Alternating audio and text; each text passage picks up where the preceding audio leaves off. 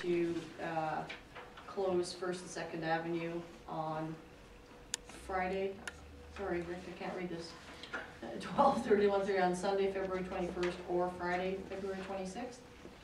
Yeah, I can speak to that more when we get to it. Okay, so we'll add, so close the streets for Snow Fest, we'll add that as 9C. 9C? Yeah. And then the second lead item is Councillor Reichert's request to attend NCLGA to become and run as a director at large. We'll consider that with 9A, which is Councillor Thompson's request for the same purposes. Okay. Okay, so can I get a motion to approve the agenda as submitted? Sharon and Ralph? All in favor? Opposed? Carried. Next item on the agenda is the reading and approving of the January 26th regular council meetings. Can I get a mover? Sharon and Ralph again. Any errors or omissions? Actually, Kelly's got a couple, so yeah, it would be as amended instead of as presented. Please. Okay. Any other comments or concerns on the January 26th minutes? No? Hearing none, call the question, all in favor? Carried. We do have a delegate at the end of the meeting. We'll deal with delegates, correct? Yeah, we're doing them now at the end of the meeting as opposed to the first. Sorry. So we'll need to change that on the agenda. Next item is unfinished business. We're still waiting for utility bills to go out. We'll do the urban backyard chicken survey again, and we'll move into reports. Councillor, so first up, Councillor Tracy. Short and sweet. On January 29th, we had a budget review, very informative. February 2nd, MCFC board meeting. February 9th, the community foundation meeting. And that's all for me this trip. That's it. Councillor Reichert. Mine's really short too. February 2nd to Ministry of Education here. January 29th, we did fees and charges for here. And February 2nd, MCRC. That was it for me. Okay. Councillor Pazanza. 2 weeks ago, I was by the high school, and that's when we had the warm weather. All the culverts are filled up with water and everything. And I'm just not too happy with some of the contractors. What they're doing is moving the snow and pushing it into our culverts. And it's blocking the culverts up. There was water all the way to Feetses, all the way down east of the school, and then up from Kalidas, first and second, down to the high school. And I got kind of worried about it because there was water just about another hour. It would have been past the culverts up top. So I phoned the village, and I said there was not really no panic, but I found out that they had other business to do. There was a couple other houses that were about being flooded, so they came up with pretty quick. But the point what I'm trying to get across is if we hire contractors, I know when we're doing it, the village is doing it, we hire contractors with dump trucks and we move the snow out of the way. So I don't know what we can do about this, maybe send a letter out or something. Talk to the high school about, if you have a contractor or anybody that needs a contractor, make sure they have a dump truck to move their snow out of the way instead of putting it in, because we have to remove it again. And we had another problem there. Well, this was last year, and when we were up in that course there for 4 days, we come back and what they have right by the RCMP building. There's that lane there, and they just the village just cleaned that all up, and within a day and a half, by the weekend, somebody went in there with a machine, and that house, that little house there that's sold now, they cleaned up all that yard, and they pushed that snow right on the village property again, and it was piled right up. So we had to use trucks again, paid overtime to get that rid of that, because it's a fire lane. So I don't know what to do about that, it's up to you guys. I think we should, we should send some letters out. Now, if anybody has a contract, make sure they bring their own dump trucks, and we'll show them where to bury it, or get rid of it. Because it's costing the village quite a bit of money, we're doing it over twice. We would have to forward that to administration. Okay, that's fine. I was at, last Friday, I was at the library and meeting with the museum, and they had their election of officers, and it's pretty good. I guess 1, 2, 3, 4 people were nominated for 2-year terms. And they seemed to be happy. We went over their budget, and they're on track, so they're all happy. They're very positive, and I told them it's gonna take a little time to find out what's going on with, just take your time and probably get your library. It's got a process now to go through. So That's it. that's it. Councilor Thompson. Thank you. January 28th, I was in council chambers meeting with the Minister of Education and acting superintendent, Trustee 57. That was, of course, to present the results of the report on rural education and the recommendations moving forward. January 29th, we had our, I called it a budget primer meeting with the CAO and the CFO. We got ready for looking at the budget cycle. We just had an in-camera meeting before this meeting.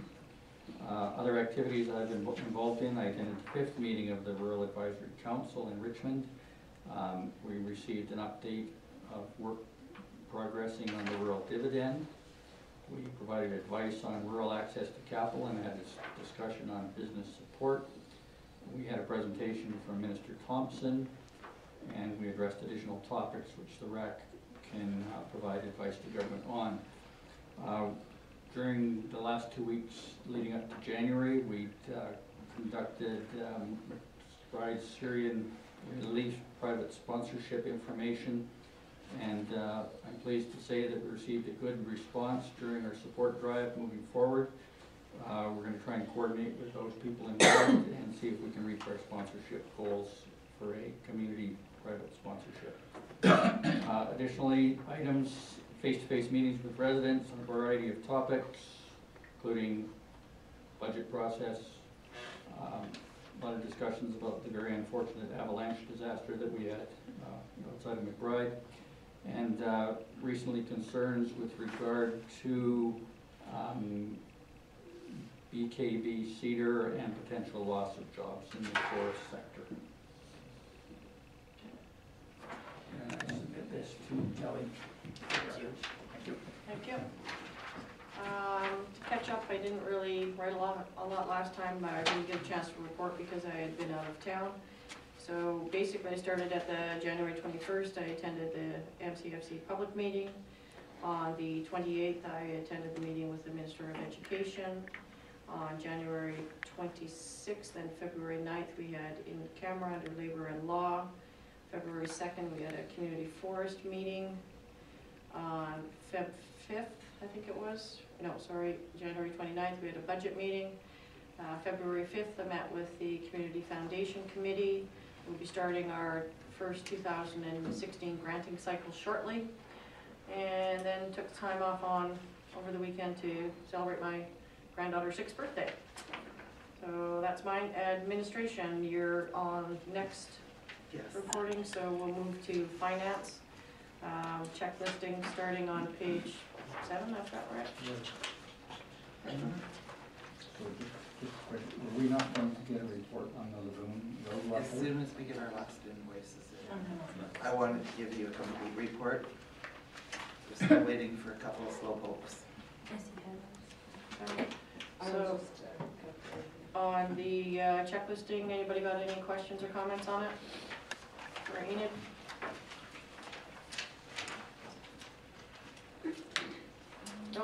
Hearing none? What's that? I do have a couple of questions, but I'm gonna have to look at it a little closer first before I. Do you know you can come to my office and look at it? Yeah. Yeah. All right, so we have the Public Works narrative on page 12. And that's all we've got for reports this week. So can I get a motion to receive the reports for information? Move to receive. Second. Sharon and Rick. All in favor? Carried.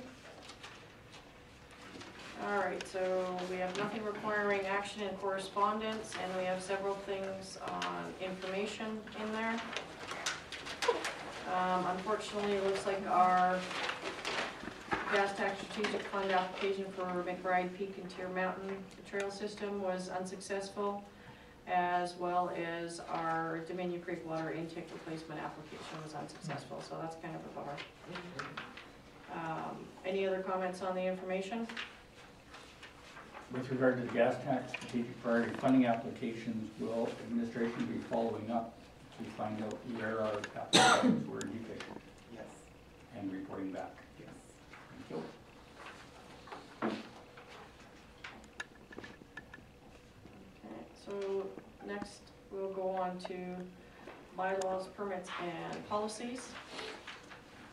On page 27, we have a motion that in accordance with section 94 of the Community Charter, the Village of McBride corporate officer meet the requirements of the public notice by posting proposed amendments to the council procedure bylaw 759/2015. Can I get a So moved. so moved? So Sharon and Edie, any comments on that? Councilor Thompson? So this is a motion to change the start time from 7 PM to 7:30 PM, as well as one other I'll address individually. There was a survey done, Yes, and what were the results of that survey? they were 50, it was more than 50% wanting it at 7:30 Okay. from the public. And then, of course, from the council table, the direction was to change it to 7. Okay. And on the second topic, it's to move the public questions before the in-camera business. And can I just suggest that perhaps that is best put after number 4, delegates? That way, council or the public has an opportunity to provide input prior to council making a decision on a topic on the agenda. That way, the public input is heard and can be acted upon. Otherwise, they're just commenting on decisions already made. We had already changed that to reflect that. No, just put it under here, I need a motion for that. Okay. We had said to do it We've got a before. motion on the floor? Okay, No, we've got another motion on the floor, we can't have a motion on a motion. So this is to change the start time to 7 AM PM. Now, when we did that survey, how long ago was that, do you recall? it was in the late summer, early autumn months. Karen had done it on the Survey Monkey. That was in 2015? Yes, it was. And also too, if we start a half hour early, we would also end a half hour early, and I don't notice that in the motion.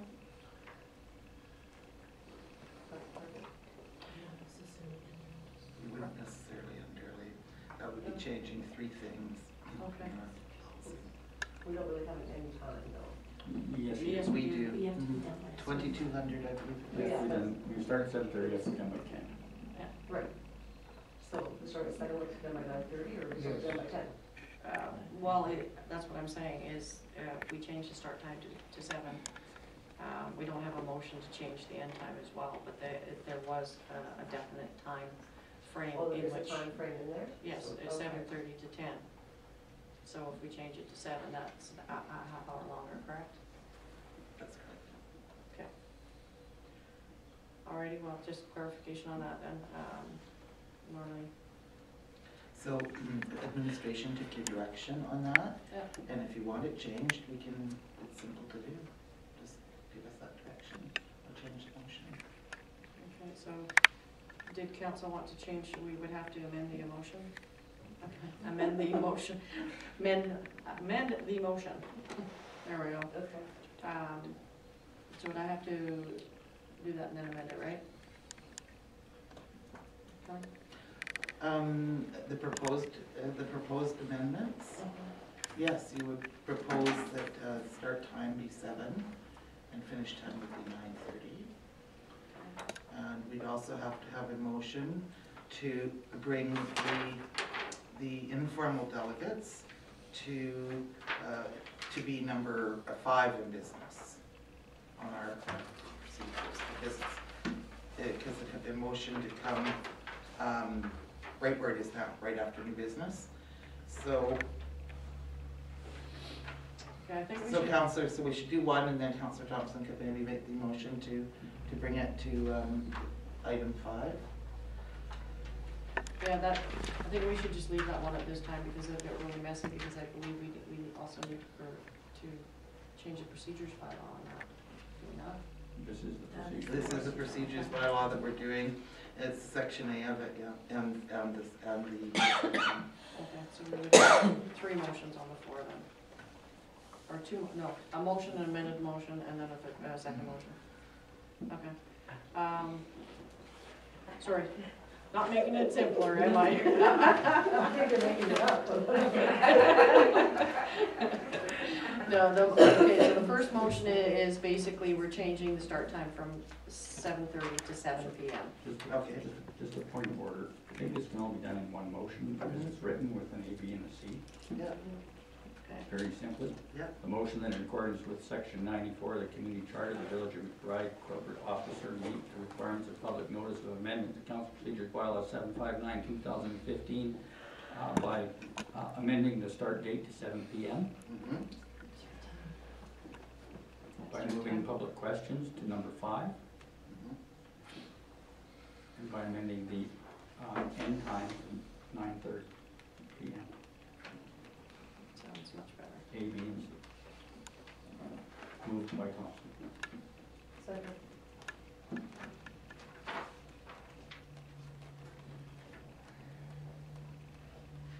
All right, so I don't need to deal with the first one then because it was moved by No, Sharon. the other.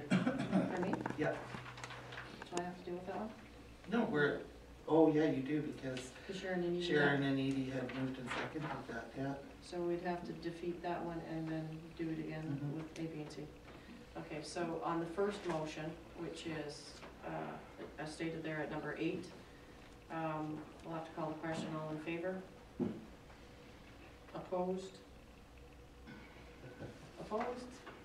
Carried. And then a new motion, I'm sorry, defeated, thank you, Sharon.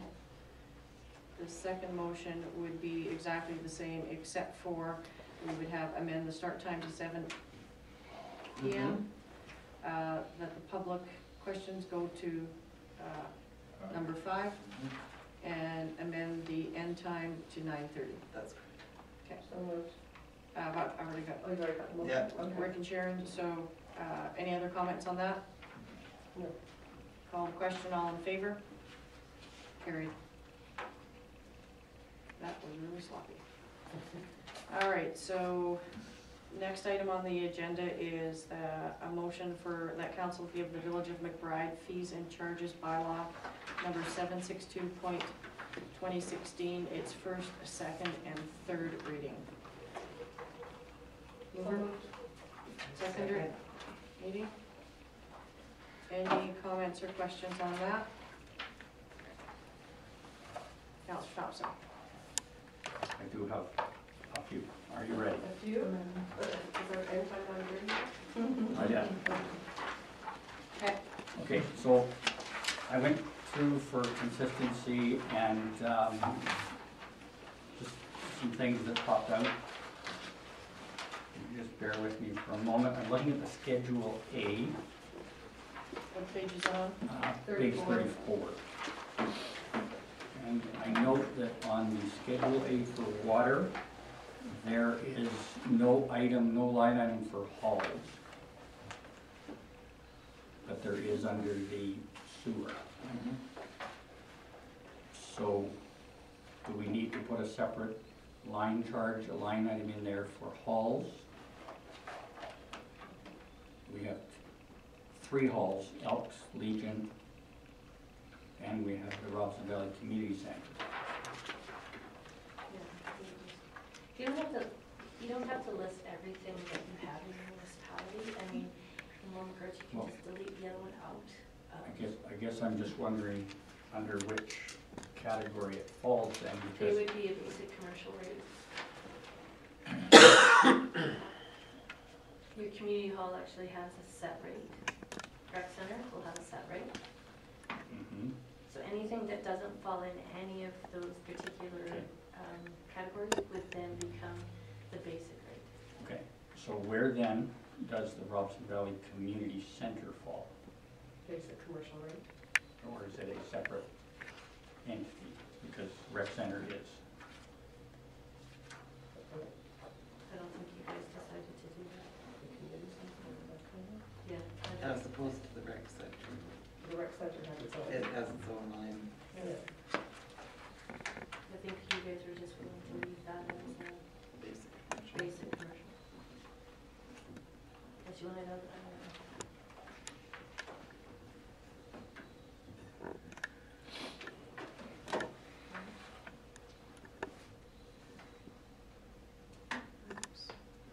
So it's just falling under basic commercial. Alright, okay. Hotels, motels, and cabins underwater. Yeah.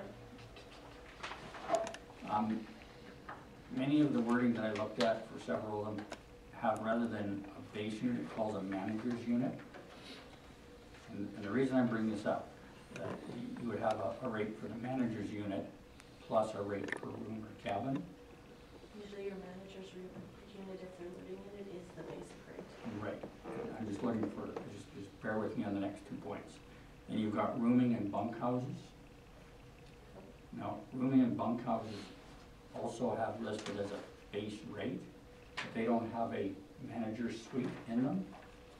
They're just bunkhouses. And so I'm wondering why we're charging a base rate for those Okay. rather than just a rate per room. So to clarify, this is how the village has done it in years Yeah. past. This is, they charged a base rate and so much per room. That's how they actually have it in the system now. That's not your suite. Your suite is over and above that. So if you have a suite, a residential suite, that somebody's living there, they're gonna be paying the residential fee for their, just like any other resident living in the facility, in the area. So I need to follow it in my head. So if I have a motel, Yep.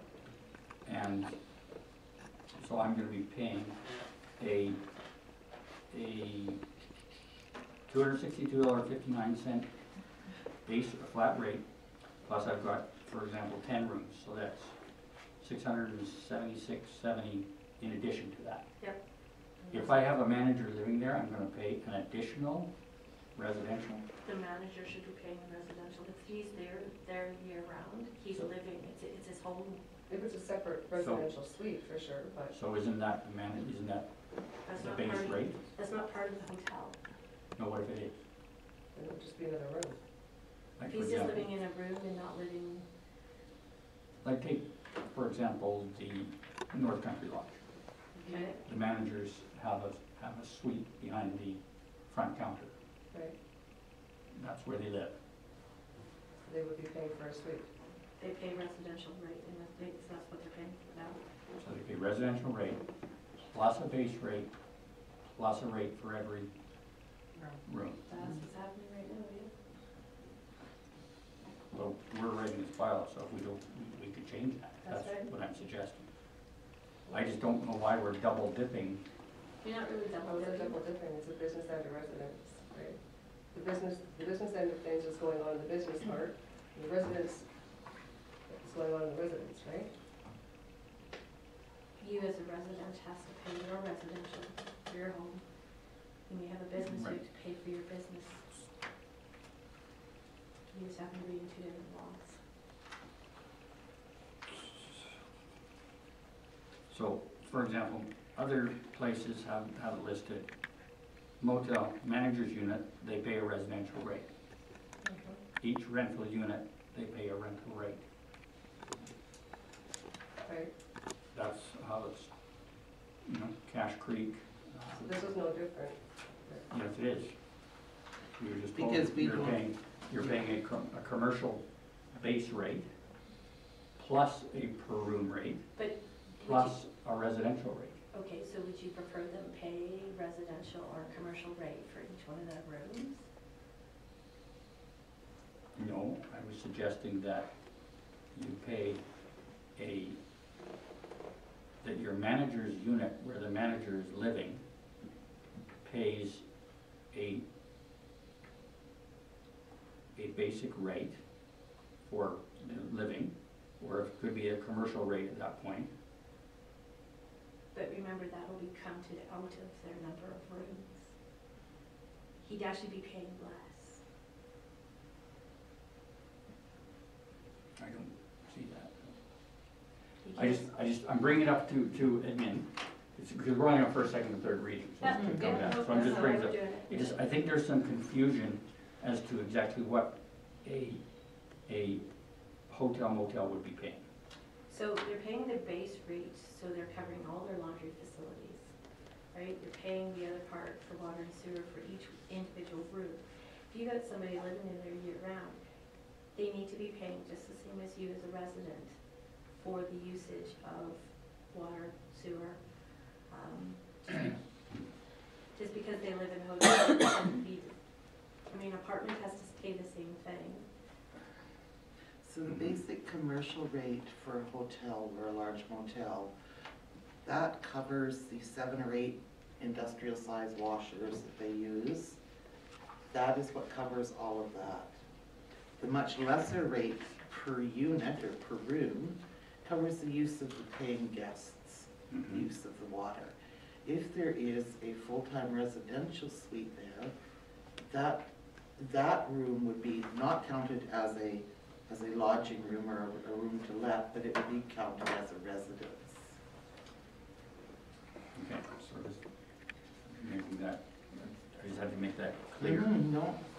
So then, for example, at a rooming bunkhouse, they're paying the flat rate plus the room rate, but they're not paying because there's nobody living there. That's correct. Okay. Next question I had was under rural commercial cabin. Rural commercial cabins, they have a flat rate. I'm questioning why that flat rate is different than the rural residential outside the village boundary rate. This is what they're actually paying right now. Mm-hmm. So because they're rural, they're not part of the municipality. Yes? They don't pay tax to the infrastructure of our system. Mm-hmm. This is the rate that's been set by previous council. Raise it. It's fairly fair for what he has. So I'm That looking, hasn't changed. Like that. I'm just looking for consistency because we can change things moving forward. Why would the commercial cabin rate not be the same as an outside village boundary rural residential rate? One's Why is that? residential, one's commercial. Right, what I'm getting at is it's probably someone living in the house, just like in a motel.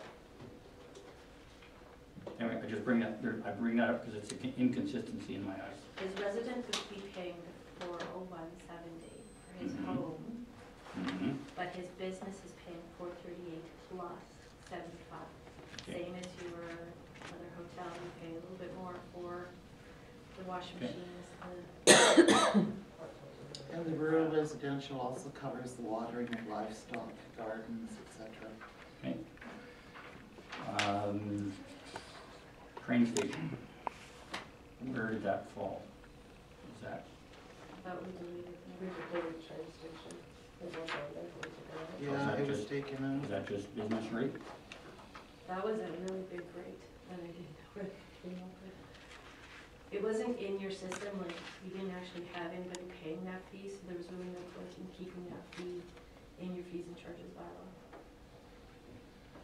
So the train station, instead of paying it, I think for the last couple of years, it's been $3,000 or $4,000. But what it is now the businesses within it would pay their commercial rate. Which they have been. And which they have been, and we couldn't see where that was ever collected, $3,000 and $4,000. The other one, I think we talked about, was the CN maintenance pipe. Yeah. I don't see that listed. Where does it fit? I imagine it's commercial, and it has a wash bay, and it's not a coin wash or a drive-through. I think we put it under, was it either light or heavy industrial? We did. Yes, Yeah, I'm pretty sure that's what it it was was. under light industrial. Okay. Yes. Where does library museum fit into the schedule? Library would be just, commercial basic. Okay, commercial. And metered water fee hydrant use. So we didn't really set that, and I was told in the past, you guys, the village decided not to, Public Works kind of doesn't want to either, because it takes a draw on our system. As far as water usage, because the one that's gonna be using it would be CN. So in the past, they have said, no, we are not drawing water from our system. So should that be deleted then? It could be, I mean, the only reason we left it there is I opened it up for council. I suggested we're not going to charge a fee for it, that should be deleted. Do you want to though? I mean, we can go $6. I'm only one person.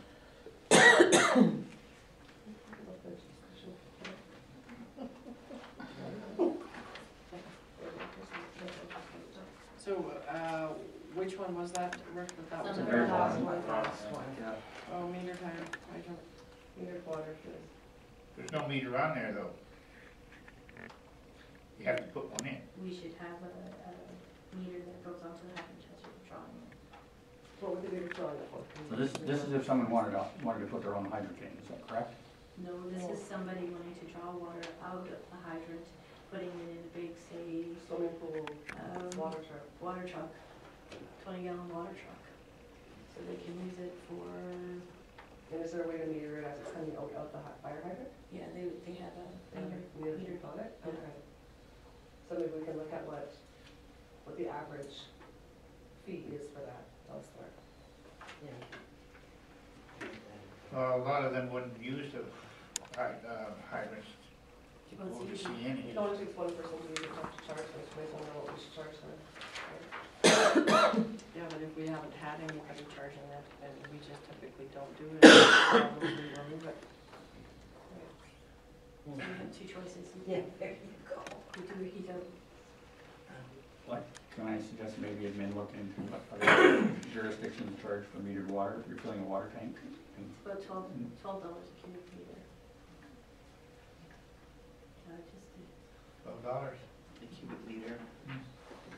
And that's just for the water, the consumption of the water itself, that's not necessarily for having Public Works go out there and set it up, because that all costs time too, that other taxpayers would have to pick up that cost. Mhm. So if we were going to do that, we would have to do a metered water fee plus setup, take down fee for Public Works as well. Yeah. You do like $50 a load plus so much per cubic meter. Well, it's something we could look into, I don't know if there's any real need to look into it now, because we don't have anybody using it, so. What does council feel about that? Well, it hasn't been used, I don't see the point in keeping it, but I just, what if it comes up that it's going to be used or whatever? We're just gonna always say no, and we're not gonna do that, we're not gonna offer that service? If we're never gonna offer that service, then sure, take it out. Apparently we have to date. What's that? Well, we've never used it before, that's why there's no fee attached to it. Okay, what happens if you have a fire somewhere and they're using pumper trucks? So then at that point, we would have to, Then you're gonna put one in. yeah. So wait for the fire first. Yeah, well, that's just turn off. Well, I think that's two different things. With our fire, we don't pay, so. the only thing I would suggest is to give it to administration to look into it further, because coming out with figures out of the air. Oh, no, yeah, absolutely. I think that's a good idea. See what other places would charge. So can we forward that to administration then and have, you guys follow up and come back to us with some figures? Have they noted that? Any other ones, Rick? No, I'm gonna go on to sanitary sewer services next. Yeehaw. Okay, go ahead. Okay, so when I look at halls in this one, base commercial rate plus $72.50 per washroom. How do we define a washroom? Now, don't laugh, I'm gonna be serious. For example, RBCC has 3 washrooms, about 15 toilets. The Legion or Elks Hall has, I don't know, 2 washrooms. 2 toilets. Yeah. 2 toilets. We asked this last time. So how are we defining water use and sewer use in this regard? Oh, she's looking at me. She's- Is it per toilet or per washroom? It's usually per toilet, because of with sewer, that's our biggest cost right now, and that's why they're paying it per washroom. So Then I would suggest that we change that to per stall Stall, yep, or whatever, or per, per, per toilet. Per toilet, we can use that word now. does the urinal fit in About per Because appliance. when you look at it, your hotels only have one bathroom, right? I'm not, I don't. That's what we used to have in our old bylaw before, like, Urinal is like, in my other life, is we had per appliance. Right. But appliance could be big or something like that, so, yeah.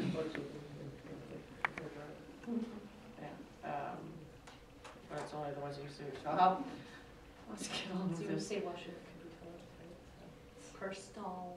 Per stall, per toilet, what language do we want here?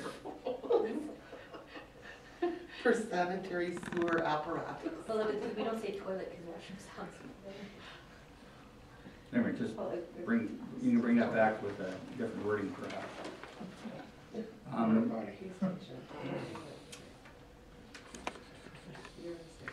I think I've got it, my question about coin-operated laundries has been answered under the water one, so that's fine, I'll leave that. Schedule C, garbage.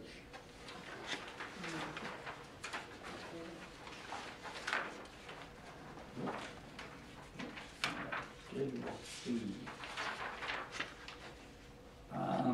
Where did we end up with hospitals?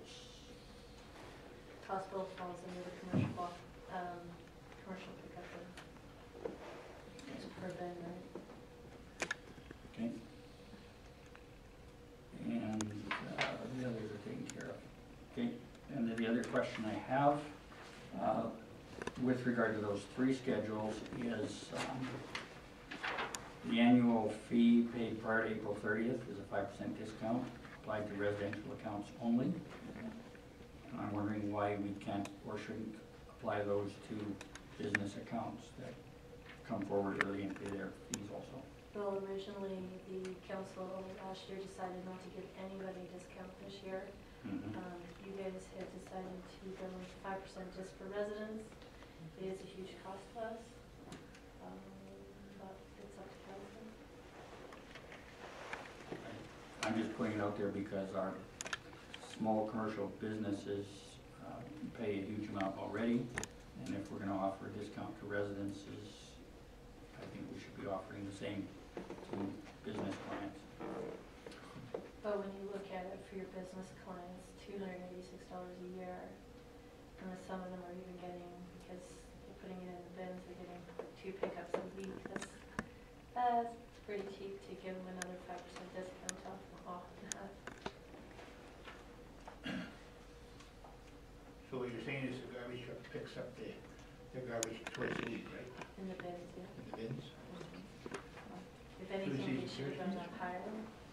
Yeah, I think our prices are, these are pretty low, so Yeah. pretty low, I'm happy with where they are. I think it's about 5% discount. Okay, Pretty cheap. putting it out there for discussion. That's going really fast. Let's go to Schedule I. So, Which one? page, building bylaws. Oh, no, Oh, okay, that was. I won, that's it. Could I please get an explanation of plumbing permits D, E, and F? These are set by the regional district. What is it, what are they?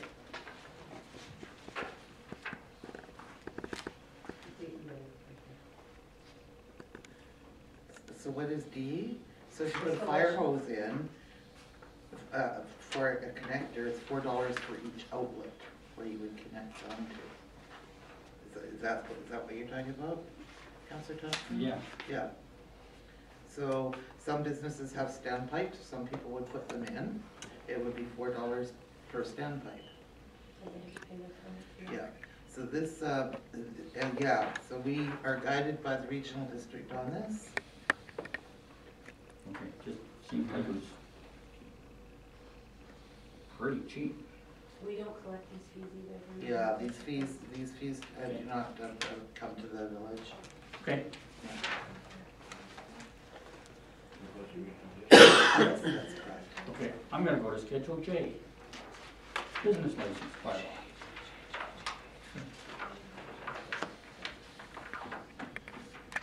I'm looking at the home-based business bylaw and suggesting that home-based businesses already have expenses that are fewer than commercial expenses. They compete with, at the same level with commercial businesses. And I would suggest that all business license fees for operations of a business within the village boundaries be set at $100. So we're talking Mary Kay, Avon for $25. Mm-hmm. Do you think that they should pay the same amount as Home Hardware? Yep. And yet Home Hardware has a profit margin of this much, and your Avon maybe has. It's all relative. They also have much more expenses in taxes based on their having a physical presence in the community. I've looked at others too. I know, like this is wording almost identical to what Quinnell has. Mhm. And I think that if a business is a business is a business, there are many size businesses in town. There are some 1 people businesses, some 10 people businesses, and we used to have rates that were reflective of your square footage, I believe it was, and those were changed to be a flat rate. So I think that all businesses should fall under the same flat rate. But right now, we don't even get the Mary Kay, Avon people. Mhm. So by charging $25, we will have that extra revenue. Or not, But at least because it's you may not get $25. them anyway. But it's $25 more than we would have, because they won't pay $100, they won't pay business license. I think we struggle Well- with the McBride and charging Mary Kay and Avon ladies $100. And 25 is probably sufficient. So when you say home business is 50, how is that different than a minor home business? A minor home business would be the Mary Kay lady that perhaps generates $800 a year. I would think a home business would be more, we have individuals that do occasional painting from home. They should be. Yeah, Garbage. yeah, They run a business out of their home, that's yeah, like an everyday business, not a. or a not consulting otherwise business run. from their home. More.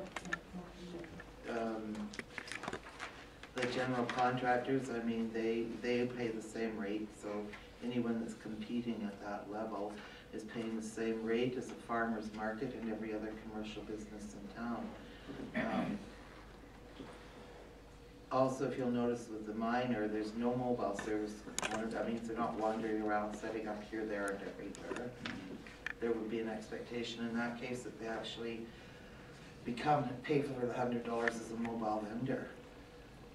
So, just for clarification, if I may, if I'm running I'm a hair cutter, and I'm doing it out of my home. If I'm doing it on the street, it's gonna cost me $262.59 for water, and it's gonna cost me additional for sewer.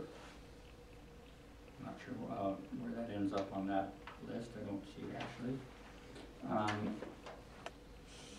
So why don't I just shut down my business and do it out of my backyard, or out of my house? Okay. Well, cost-wise, if so, and what percentage of that is claimable in a business as an operating business?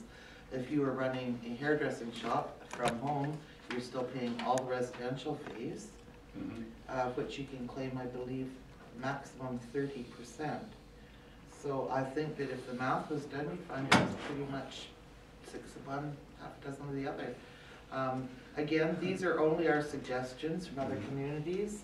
We leave this up to the expertise of the council to guide us in this, and we're very happy to write whatever number you want there. Well, in the minor ones, you know, it has to meet certain criteria. It's a sole proprietor, no employees, no inspections, no city fire inspection, no mobile service component, so it's a much smaller business as opposed to the other ones, so therefore the fee's smaller.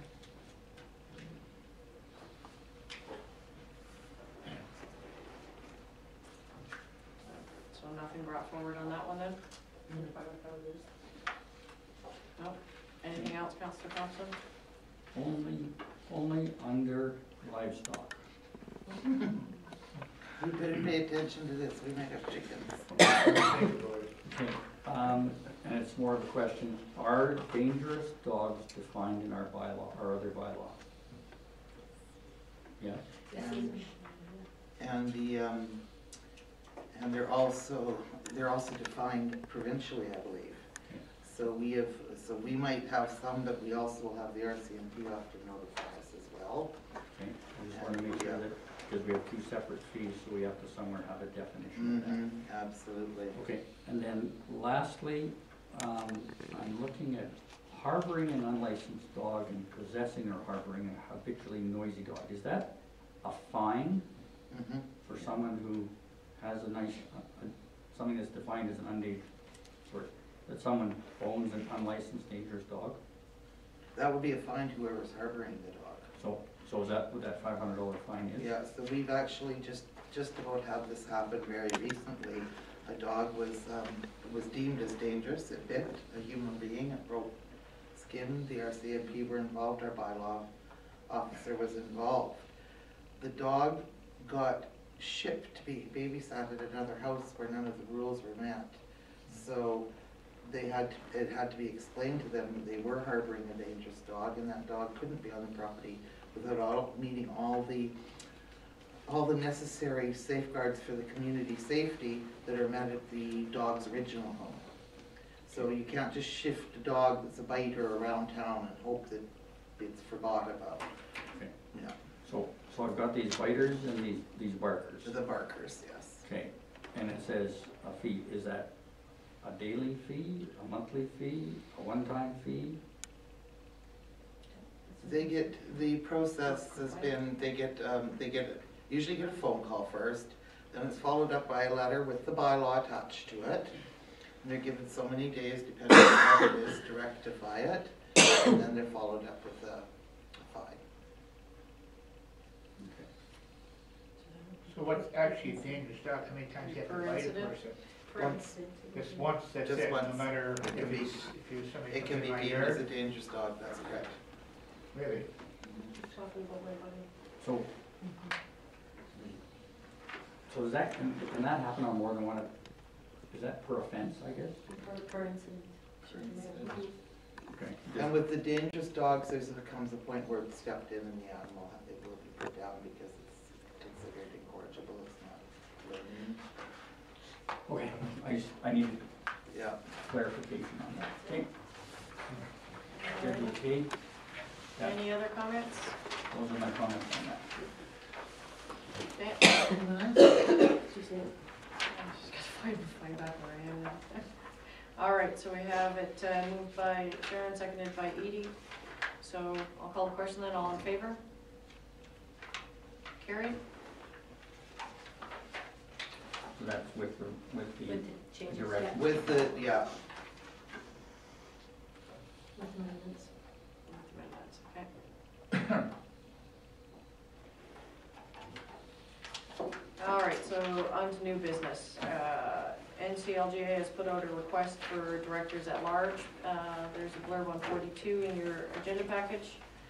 And we've also moved in, so what we have here is we have two motions. One, that the council of Village of McBride nominate Councillor Thompson as a candidate for the director at large position at the 61st AGM and convention of the North Central Local Government Association. And a parallel one for Councillor Reichart. We have Edie and myself going to the NCLGA in Dawson Creek this year, so that only left one position open, and that's kind of where we left off at the last one. So we need to decide who's going to go to NCLGA.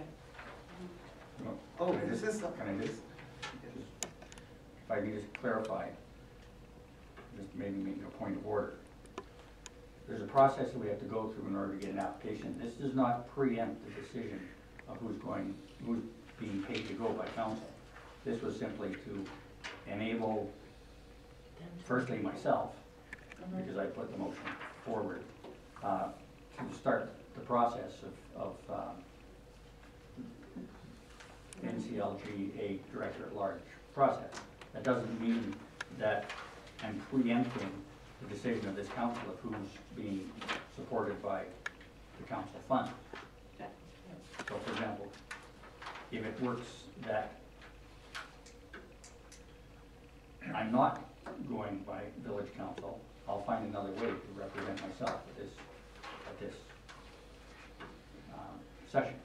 So it's not to preempt that decision. So just to make that clear, this was simply to begin the process of NCLGA Director at Large process. So I'm not saying you have to make that decision yet. and page 42, I have included some information on that from Madison Cordovan, where they've actually called two people to please consider standing for these positions.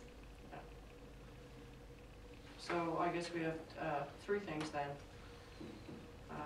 One, we have to decide who's going to NCLGA. Two, whether or not one of the two of the other of you wants to attend on your own accord and go for a director at large. So, Madam Mayor, you will be adding, so this would become, so A would be who is going as our representative. Yeah. And then the B would be a motion to support Councillor Thompson to go director at large. C would then become a motion to support Councillor Reichart to go as a director at large. Yes. D, okay. Just a point of order, that wasn't really on the agenda. Now we're adjusting the approved agenda. Yeah. I think what you can do is approve put the two motions forward and then bring who's attending to the subsequent meeting. It would be, it's not appropriate to do it in the manner which you're presenting. Okay, fair enough. So, And those two motions we put together as one? Yes. Those two, I would do them separately because you're gonna need a motion separately with your application. Right, okay. so did you want to do the exact same thing that Councillor Thompson's doing? Yes.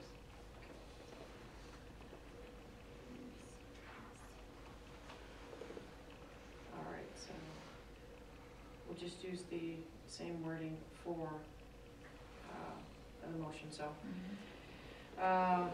first motion is that the council nominate Councillor Thompson, Director at Large at the NCLGA conference. So I need a mover. Moved by Sharon, seconded. Second. Edie, all in favor? Carried. The second motion for Councillor Reichart, moved by Edie, by Ralph. All in favor? Carried. And we still have to figure out who's going as a third, but, all right, so then we'll move on to the Regional District of Fraser Fort George zoning bylaw in regard to secondary suites, suites. On page 43, we have a motion that administration respond to the Regional District Fraser Fort George referral zoning bylaw 2892. So can I get a mover on that? Edie, by Sharon. Any comments or anything you want to address on that, Kelly? Everyone's read their package, correct? Okay, anybody else have any questions on it? Councilor Yes. Thompson? We have a number of residences that are connected to our village water system that are in the regional district and outside the village of McBride. And therefore, we should make sure that our bylaws include secondary suites, if that's approved.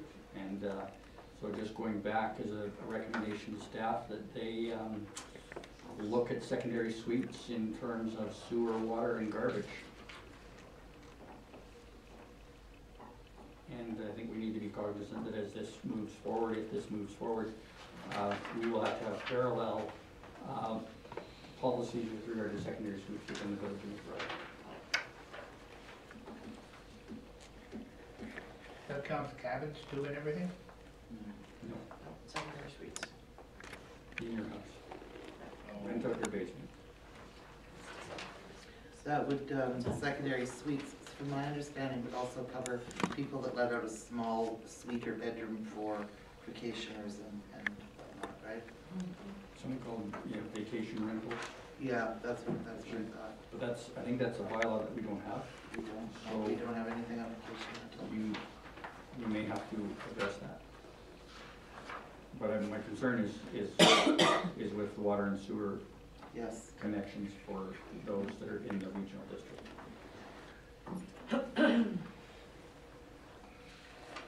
Alrighty, so admin can look at that. Yes. Okay, any other comments or questions on that? No. Hearing none, I'll call the question. All in favor? Opposed? Carried. Alrighty, so now we get on to the questions from the public and the press. We've got a street closure. Oh, yeah, I missed that one. 9C. Nancy? Okay, so street closure. So motion from Councillor Thompson. This is for the Snow Fest. Maybe Mudfest. Mud Fest or Dust Fest. Ice Fest. A motion that the Village of McBride close Main Street between First and Second Avenues to traffic from 12:30 to 3:30 on Sunday, February 21st, or Friday, or should that be and? Or, Or, I'll speak to it after it's on the table. or Friday, February 26th, that the barricades be provided for the street closure and that the committee be provided with access to power at the gazebo in Kalita Park.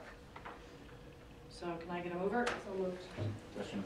And by Rick.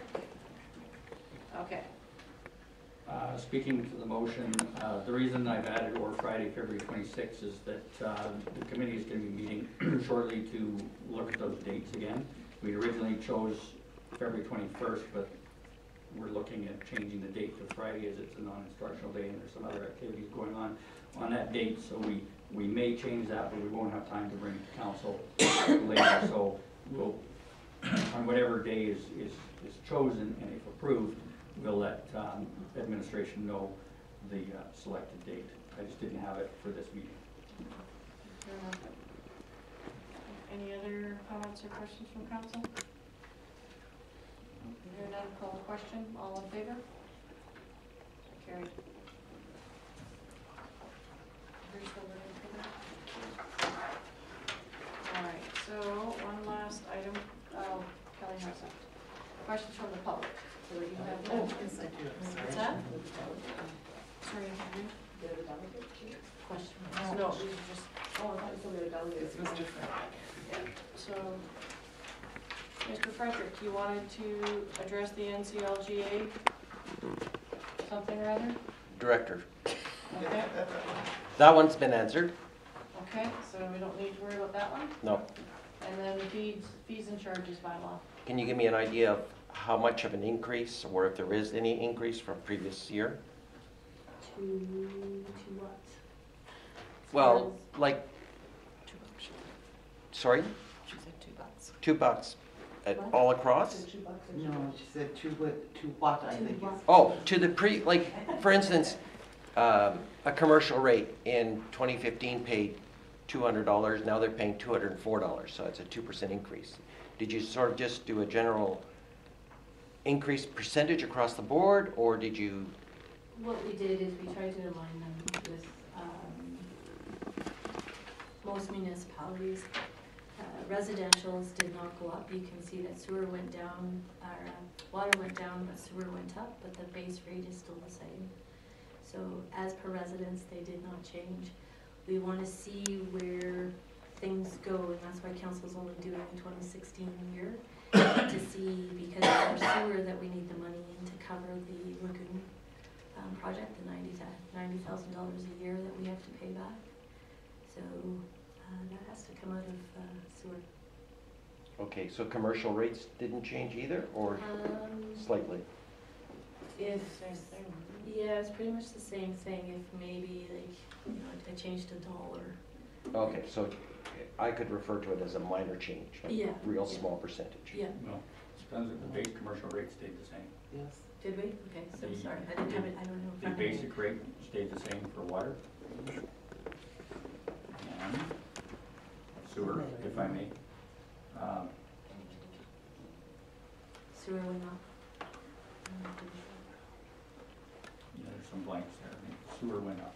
Yeah, we didn't make much changes to water, the water system. It's the sewer system that, we were short on. Okay, thank you. All right. And last item on the agenda, motion to adjourn.